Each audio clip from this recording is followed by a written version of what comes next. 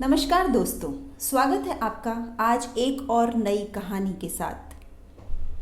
एक ऐसी घटना, रोंगटे खड़े कर देने वाली घटना, जिसे सुनकर आज भी दिल दहल उठते हैं। कभी कभी समाज में न्याय न पाने की चाहत रखकर अन्याय के नीचे दबकर जो अच्छे लोग चुप रहते हैं, उनकी सज़ा हमारे घर की मासूम बच्चियों को, उन नादानों को उठानी पड़ती है। और यही बना हिंदुस्तान का सबसे बड़ा सेक्स स्कैंडल। हम बात कर रहे हैं हिंदुस्तान के सबसे बड़े ब्लैकमेलिंग और सेक्स स्कैंडल की, जिसमें लगभग अनुमानित आंकड़े बताते हैं 200 से 300 लड़कियों का यौन शोषण हुआ, जिसके अभियुक्त आज भी जेल में नहीं है, आज भी बाहर है। लगभग 3 दशक पुरानी घटना 1992 की। वो दशक जब राजस्थान के अजमेर शहर में किसी लड़की के लिए रिश्ता आता तो सामने के परिवार वाले उसकी फ़ोटो दिखाकर ये पूछते कि क्या ये लड़की भी उस यौन शोषण के ब्लैकमेलिंग केस में शामिल थी। आप अंदाज़ा लगा सकते हैं उस समय वहाँ की लड़कियों और उनके परिवार वालों की स्थितियाँ क्या रही होगी। और लड़कियाँ किसी छोटी मोटी जगह की या परिवार की नहीं, बड़े बड़े सरकारी अफसरों और अधिकारियों की, खादिमों के घर से ताल्लुक़ रखने वाली लड़कियाँ भी इस केस में यौन शोषण से प्रताड़ित हुई थी। अजमेर में एक जाने माना एजुकेशनल इंस्टीट्यूट, सोफिया स्कूल और सोफिया कॉलेज, जहाँ की बच्चियों से ये सिलसिला शुरू हुआ और एक के बाद दूसरी, दूसरी के बाद तीसरी, चौथी और अनगिनत लड़कियों को फार्म हाउस बुलाकर यौन शोषण किया गया, बलात्कार हुआ और बाद में भी उन्हें ब्लैकमेल किया जाने लगा। क्यों प्रशासन चुप रहा? क्यों पुलिस महकमा, अधिकारी और राजनीतिज्ञों ने इतनी सारी बातें खुलने के बावजूद अपनी ज़बान नहीं खोली? ऐसे बहुत सारे सवाल हैं हमारे सामने कि किन किन कारणों को मद्देनज़र रखते हुए प्रशासन और सरकार चुप थी। क्या आपको ये कारण सही लगते हैं? आज इस कहानी में जानेंगे इसकी वजह और इस सेक्स स्कैंडल के पीछे जिन अभियुक्तों का हाथ था, उनके सर पर किसका हाथ था कि आज भी लगभग 30 साल बाद भी किसी भी अभियुक्त को सज़ा नहीं हुई है और सारे अभियुक्त बाहर हैं।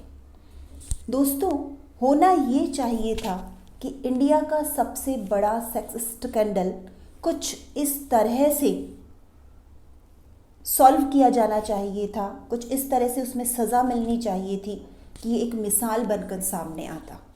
अंदाज़ा लगा सकते, सैकड़ों लड़कियां जो भी किसी आम परिवार की नहीं, जाने माने बड़े ओहदे पर आसीन लोगों के परिवारों की बच्चियां।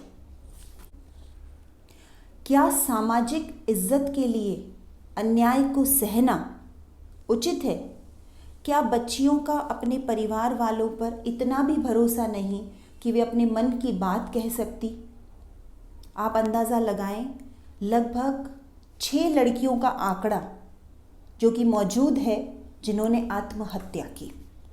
बाकायदा घर से बड़ी बड़ी गाड़ियों में लड़कियों को फार्म हाउस लाया जाना, वापस छोड़ना, उनकी कॉम्प्रोमाइजिंग स्थिति में फ़ोटोग्राफ्स को पब्लिसाइज करना और उन्हें ब्लैकमेल करना। लड़कियों की स्थिति इतनी भी नहीं कि वे अपने परिवार को बताकर उनकी सिंपैथी ले सके, सिर्फ सामाजिक इज्जत के लिए चुप रहना। कितने नाबालिग रेप होते हैं, इन 30 दशकों में भी कुछ भी बदलाव नहीं आया। हमारी बच्चियां समाज में, परिवार में, रिश्तेदारों में और यहाँ तक कि घर में भी सुरक्षित नहीं है। कब तक सरकार, पुलिस महकमा और हम और आप चुप बैठे रहेंगे? सबसे बड़ा कारण जो दबी ज़बान में सामने आया कि इस पूरे मामले को छुपा कर क्यों रखा गया, तो कारण सबसे ज़्यादा अक्यूज्ड मुस्लिम और लड़कियां जिनका यौन शोषण हुआ, maximum number of girls Hindu. इससे अजमेर में हिंदू और मुस्लिम दंगे भड़कने की आशंका, इसलिए पुलिस महकमे और सरकार नहीं चाहती थी कि ये मामला सामने आए। दूसरी वजह, अजमेर में ख्वाजा चिश्ती साहब की दरगाह है, जो हम सब के लिए बहुत ही पवित्र और सम्माननीय स्थान है। उन्हीं के खानदान से ताल्लुक़ रखने वाले खादिम और उनके परिवार के लोग इस मामले में शामिल थे। अब बात करते हैं मई 1992 की, जहां से ये घिनौना केस शुरू होता है। कई जगह पर इस बड़े केस को सबसे बड़े लव जिहाद का नाम भी दिया गया है। आप फैसला कीजिए क्या सही नाम है और क्या जिन प्रक्रियाओं को अपनाया गया न्याय और कानून की दृष्टि से वे सही थी क्या। चलते हैं 1992 मई में, जब अजमेर के नवज्योति अखबार में इन सारी चीज़ों को प्रकाशित किया गया था। एक्चुअल में घटना की शुरुआत तो 1991 में ही हो जाती है, जब सोफिया स्कूल की एक बच्ची को बहला फुसला कर अजमेर के आउटसाइड में एक फार्म हाउस पर ले जाया जाता है, जहां उसके साथ रेप होता है। उसकी कॉम्प्रोमाइजिंग आपत्तिजनक तस्वीरें खींची जाती है और उसे ये धमकी देकर वापस भेजा जाता है कि वो अपनी ज़ुबान ना खोले। कुछ दिन बाद ब्लैकमेलिंग शुरू होती है कि तुम्हारी ये आपत्तिजनक तस्वीरें पब्लिक कर दी जाएगी, तो हमारी शर्त मानो, और शर्त ये कि फार्म हाउस आते समय अपने साथ अपनी ही किसी दोस्त को ज़रूर लेकर आना। मजबूरी, मुंह पर चुप्पी और समाज का दबाव लड़की न चाहते हुए भी अपनी दोस्त को साथ लेकर फार्म हाउस पहुंचती है, और इस दूसरी लड़की के साथ भी वही होता है। रेप, आपत्तिजनक तस्वीरें और मुंह न खोलने का दबाव। 1 से 2, 2 से 3, 3 से 4 सिलसिला अनवरत चलता रहता है। लड़कियां चुप रहती है। कारण, इस स्कैंडल के पीछे जिन लोगों का हाथ, जिसका मास्टरमाइंड चल रहा था, वो बड़े बड़े राजनीतिज्ञों से संपर्क साधे हुए हैं। फार्म हाउस पर बड़े बड़े अफसर और राजनेता भी आने लगे। और कौन शामिल था, आप सुनकर अचंभित रह जाएंगे। उस समय के यूथ कांग्रेस के अध्यक्ष फारूक चिश्ती, उपाध्यक्ष नफीस चिश्ती और संयुक्त सचिव अनवर चिश्ती। इस पूरे स्कैंडल के पीछे जो मास्टरमाइंड चल रहा था वो था यूथ कांग्रेस का अध्यक्ष फारूक चिश्ती। बड़े बड़े लोगों को खुश करना, और इस क्रम के अंदर सैकड़ों नाबालिग लड़कियों का यौन शोषण और ब्लैकमेलिंग। आप सोचिए, सिर्फ ब्लैकमेल करने के लिए ये कुछ गिने चुने नाम ही शामिल नहीं थे। उस ज़माने में फ़ोटोज़ डेवलप करवाई जाती थी स्टूडियो जाकर। तो स्टूडियो में काम करने वाले डेवलपर, हेल्पर, फारूक चिश्ती के नौकर, रसोइये, ड्राइवर, जिसके पास आपत्तिजनक फ़ोटो पहुंची, एक एक कर उन सब ने इन लड़कियों को ब्लैकमेल करना शुरू कर दिया। सबकी अलग अलग डिमांड, अगर पूरी नहीं की जाती एक ही धमकी, आपकी आपत्तिजनक फ़ोटोग्राफ्स पब्लिक कर दी जाएगी। और कुछ हुआ भी ऐसा। एक ऐसा समय आया, चाय की थड़ी पर, पब्लिक प्लेसेस पर लोगों के हाथों में इन लड़कियों की आपत्तिजनक तस्वीरें पहुंचने लगी। पूरा माहौल गर्मा गया अजमेर शहर का, पर किसी ने जबान नहीं खोली। पुलिस और प्रशासन मूक दर्शक बनकर बैठे रहे। कारण हो सकता है सांप्रदायिक दंगे भड़क उठे, और इस हो सकता है कि संभावनाओं के चलते नाबालिगों को दरिंदगी के साथ में नौचा जा रहा था, उनका शोषण किया जा रहा था। ना परिवार कुछ बोल रहे थे, ना प्रशासन ही कुछ बोल रहा था। वजह हमारे सामने है। खादिम परिवार से ताल्लुक़ रखने वाले लोग हिंदू मुस्लिम के आपसी दंगों से बचाना चाहते थे अजमेर शहर को, और सबसे बड़ा राजनीतिक रूप से प्रभावशाली लोगों का जुड़ाव। जब बहुत सारी तरफ से लड़कियों के साथ ब्लैकमेलिंग शुरू हो गई, तरह तरह के फ़ोन ब्लैकमेलिंग के लिए आने शुरू हो गए। हाँ, ज़माना वो था कि मोबाइल नहीं था, पर फिर भी फ़ोन का संपर्क लैंडलाइन के थ्रू आसानी से बन रहा था। 6 लड़कियां ऐसी थीं जिन्होंने कुछ कुछ समय की दूरी पर सोफिया स्कूल की 6 लड़कियों ने सुसाइड किया। प्रशासन और सरकार ने अपनी जिम्मेदारियां नहीं समझी, पर अंततः मीडिया ने अपनी जिम्मेदारी समझी और मई 1992 में अजमेर शहर के एक लोकल अखबार में इस घटना को प्रकाशित किया गया। अखबार का नाम था नवज्योति। जैसे ही अखबार में यह घटना प्रकाशित हुई, अजमेर शहर गर्मा चुका था। गुस्सा, धरना, प्रदर्शन सब कुछ शुरू हो गया, और धीरे धीरे अजमेर से ये बात राजस्थान की राजधानी जयपुर तक पहुंची, और फिर पूरे हिंदुस्तान में गहमा गहमी शुरू हो गई। सारी स्थितियों को कंट्रोल करने के लिए अजमेर को 3 दिन तक बंद रखा गया था। अब पुलिस के पास कोई रास्ता नहीं था। बाकायदा केस दर्ज किया गया। यौन शोषण का यह सिलसिला जो लगभग 1 साल तक चला, 1991 में शुरू हुआ और मई 1992 में नवज्योति में घटना प्रकाशित हुई। तब कहीं जाकर पुलिस में केस दर्ज हुआ। लगभग 30 लड़कियां प्रारंभिक दौर में सामने आई, पर दबाव, धमकियां, इन सब के चलते हुए 30 में से 18 लड़कियां पीछे हट गई। सिर्फ 12 लड़कियां बची जिन्होंने इस केस को आगे चलाने की जिम्मेदारी उठाई। पर राजनीतिक रूप से प्रभाव इतना असरकारक रहता है कि बड़े अफसरों, अधिकारियों की बेटियां, खादिम के परिवारों से ताल्लुक़ रखने वाली बेटियां, उनकी भी नहीं सुनी गई और धमकियों का प्रभाव बढ़ता चला गया। 12 में से 10 लड़कियां फिर वॉकआउट कर गई। आखिर में सिर्फ 2 लड़कियां बची जिन्होंने इस केस को दर्ज करवाया।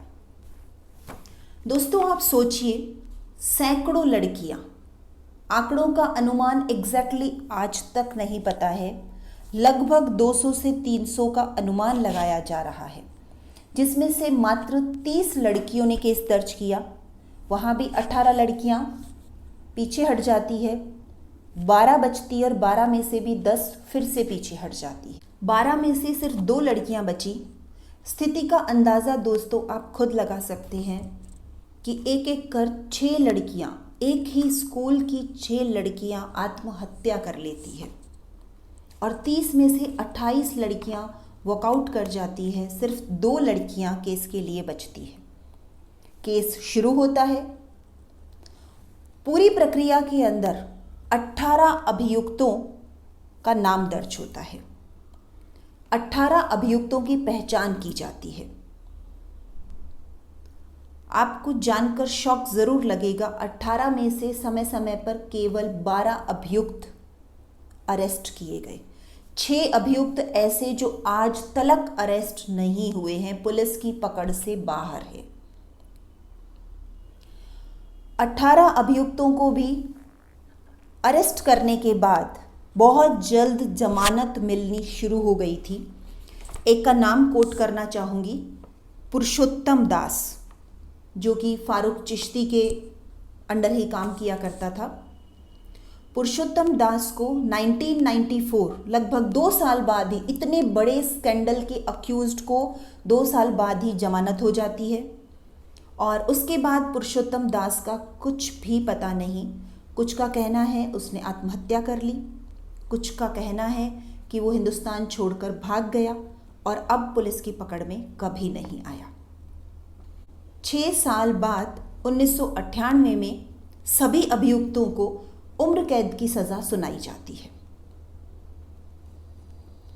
इतना बड़ा स्कैंडल, ब्लैकमेलिंग, सैकड़ों लड़कियों का यौन शोषण, रेप, नाबालिगों के साथ केस की प्रक्रिया चलती है और 6 साल लगते हैं उम्र कैद की सज़ा सुनाने में। सबसे बड़े सरप्राइज की बात ये कि इस पूरे स्कैंडल का मास्टरमाइंड उस समय के यूथ कांग्रेस का अध्यक्ष फारूक चिश्ती, जिसके वकील ने यह सिद्ध कर दिया फारूक चिश्ती दिमागी रूप से बीमार है, मेंटल डिसऑर्डर, मेंटली फिट नहीं है, इसलिए उसे छोड़ दिया गया और उसे जेल नहीं ले जाया गया। बाद में कुछ ऐसा पता चलता है कि किसी फास्ट ट्रैक अदालत में फारूक चिश्ती को जेल ले जाया गया था, पर मास्टरमाइंड सेक्स स्कैंडल का आराम से बाहर निकल जाता है। क्या आपको नहीं लगता अगर नाबालिग कोई अपराध करता है, इवन मेंटली डिसऑर्डर या मेंटली अनफिट व्यक्ति भी कोई अपराध करता है, तो उसे भी बराबर की सज़ा मिलनी चाहिए? क्या हमारे भारतीय कानूनों में बदलाव की आवश्यकता नहीं नजर आती?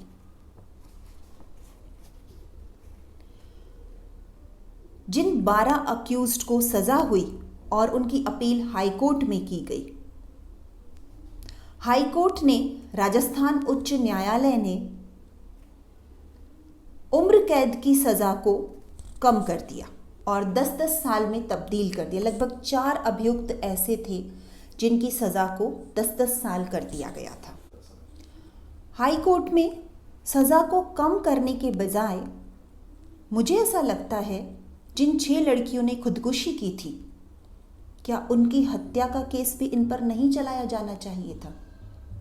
जिस दबाव को इन लोगों ने मिलकर कायम किया था, उस ही की वजह से इन 6 लड़कियों की ने आत्महत्या की थी, तो उनकी हत्या का केस भी इन्हीं पर बनता है। फिर यह अपील सुप्रीम कोर्ट में की गई और सुप्रीम कोर्ट ने हाई कोर्ट के किए गए फैसले को उलट दिया और सभी अभियुक्तों को उम्र कैद की सजा दी। पर आप इस बात को, इस तथ्य को जानिए कि जितने भी अभियुक्त जेल में थे उन्हें समय समय पर जमानत मिलती रही। कुछ यहाँ से भागकर यूएस चले गए, कोशिश की गई थी यूएस से इन्हें वापस लाने की, पर नहीं ला पाए और अंततः किसी भी अभियुक्त को सज़ा नहीं हुई।